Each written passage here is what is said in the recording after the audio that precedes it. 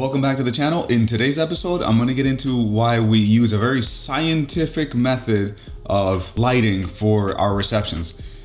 I'm actually not being serious at all. What I'm going to get into is why we keep it tremendously simple for our reception lighting. Now, this topic came about because I was speaking with my good friend Scott Stockton about reception lighting, and he was telling me that he was about to post a video about how he uses multiple lights in order to light the reception. So with that being said, it's not like there's a right and a wrong way of doing things. It's just this is the way that we do things. And if you want to see a more in-depth explanation on how to do lighting where you're using multiple lights in a reception room, go and check out Scott's video, subscribe to his channel, show him support, show him love, because we do shoot very similarly, but we have different methods of doing things. I'm going to post his video down below. The link should be there because we're releasing these videos at the same time. The reason that we keep it extremely simple when it comes to reception lighting, the first thing that I wrote down is because I've never had a client reach out to me and say, the reason that we booked you is because of a reception photo. It's generally speaking, we're gonna get booked because of bride and groom photos. We're gonna get booked of word of mouth. I mean, obviously customer service, things like that. I've never had a couple in the almost 18 years of shooting tell me that the reason that they booked was because of a reception photo that they saw. Usually it's some cool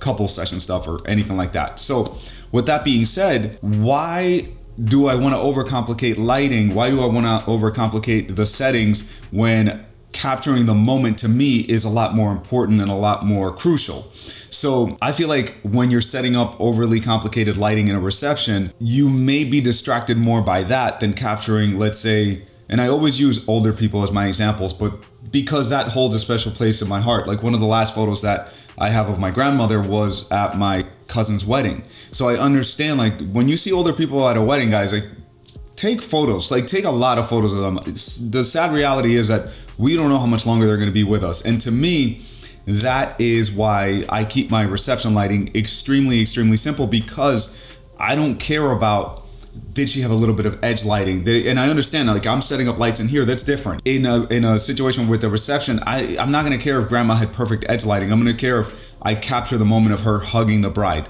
Like, that to me is more important than anything. And that's why we like to keep our lighting extremely simple. Now, there's something to be said about using beautiful backlights and adding a little bit of theatrics for the first dance, or, you know, things like that. As you're seeing in some of the photos from Scott right now, they're beautiful. There's nothing wrong with it. There's no right or wrong way of doing things. It's just that my opinion is more about capturing moments, capturing emotions, capturing all those things, instead of focusing on, does my lighting have to be absolutely perfect? So one of the things that helps us a lot is we use a lot of MagMod Modifiers. So one of the things that we use a lot is the Mag Bounce and the Mag Sphere. Those two things are wonderful. The Mag Sphere, we use it a little bit more in indoor receptions, so that way we can bounce off the ceiling, bounce to the side, and it just generally spreads light a lot better forward, so it fills in the eyes and all that. For outdoor receptions, we use a Mag Bounce a lot more because obviously there's nothing to bounce from, so we're using it to basically scoop and throw light forward, and it just gives a lot softer look than obviously going straight on camera. I actually don't find anything wrong with shooting straight on camera and shooting straight on. I know it's a little bit trendy, and I know some purists are against that, but listen, at the end of the day, art is art. If it's cool, if you capture a moment, if you're capturing emotion and all that, you've done what photography was set out to do, to capture these moments. So I'm not one of these purists that's gonna get mad because you're using on-camera lighting and straight on flash. If you captured it, hey, God bless. That's what the couple's gonna care about.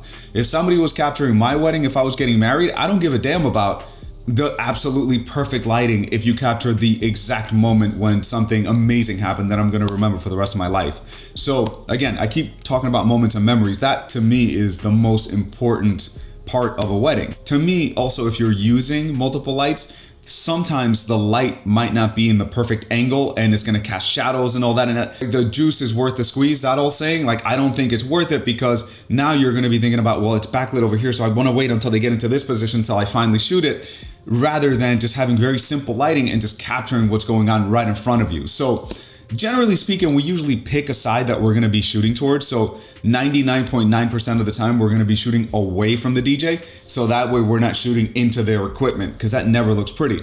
Generally speaking, we're going to be shooting towards where the audience is or things like that.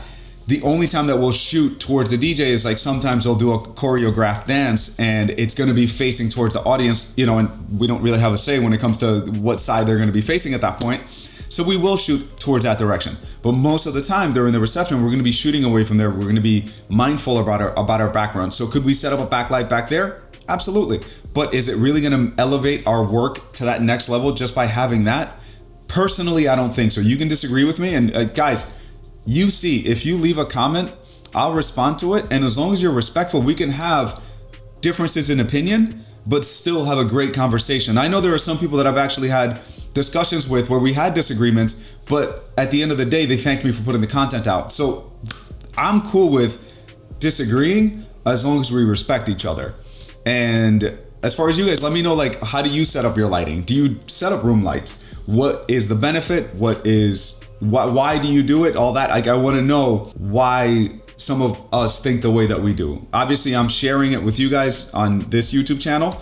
And if you don't have a YouTube channel, feel free to leave a comment and we can have a little discussion. If you do use room lights, one thing that I'll give you a little advice, or if you want to experiment using room lights, is you don't need the most expensive lighting for it for two reasons. One, you don't want that thing getting knocked over.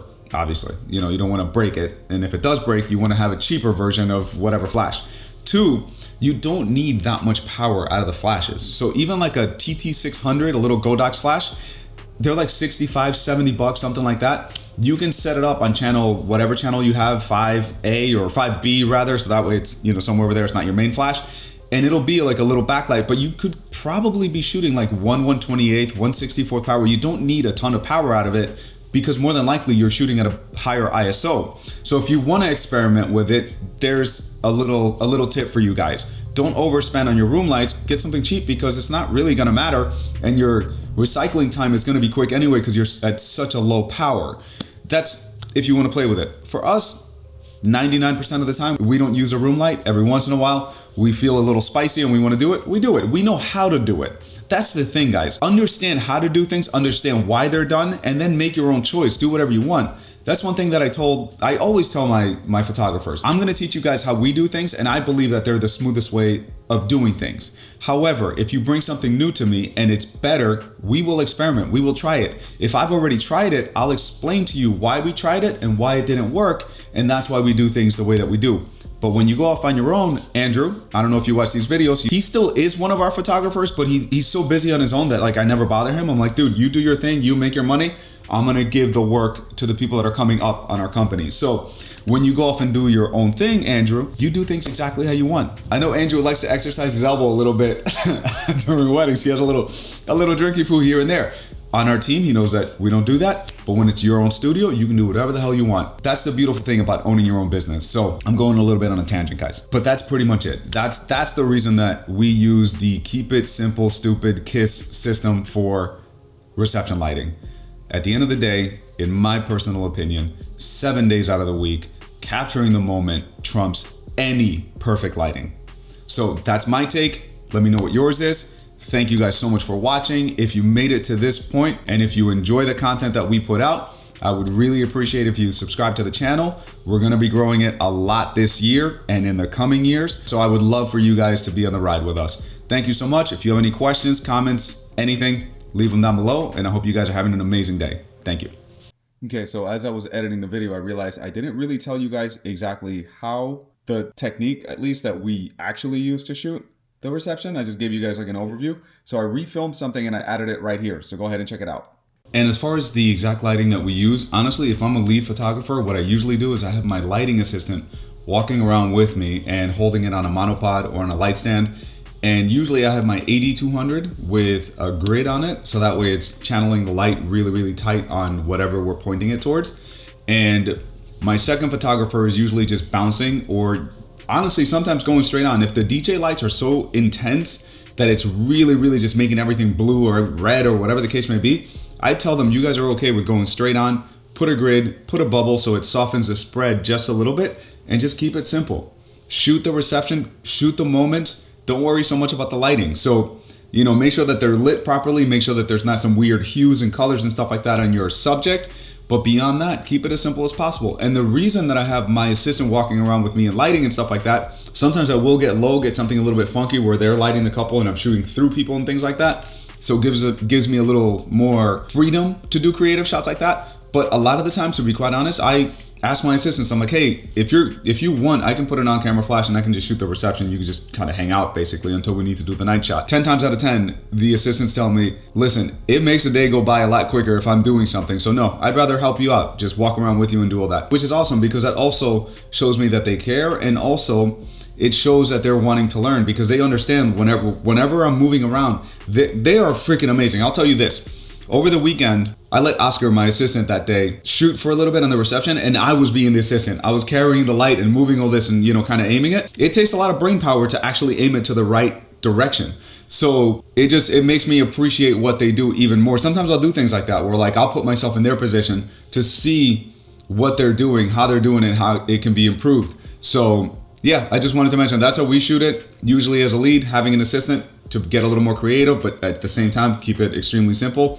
As a second, you can either bounce, you can go straight on, but again, just keep it simple. And if they want to use room lights, I don't tell my team not to do it. I'm just telling them that they don't have to do it. So that's the way that we approach shooting the receptions on our end.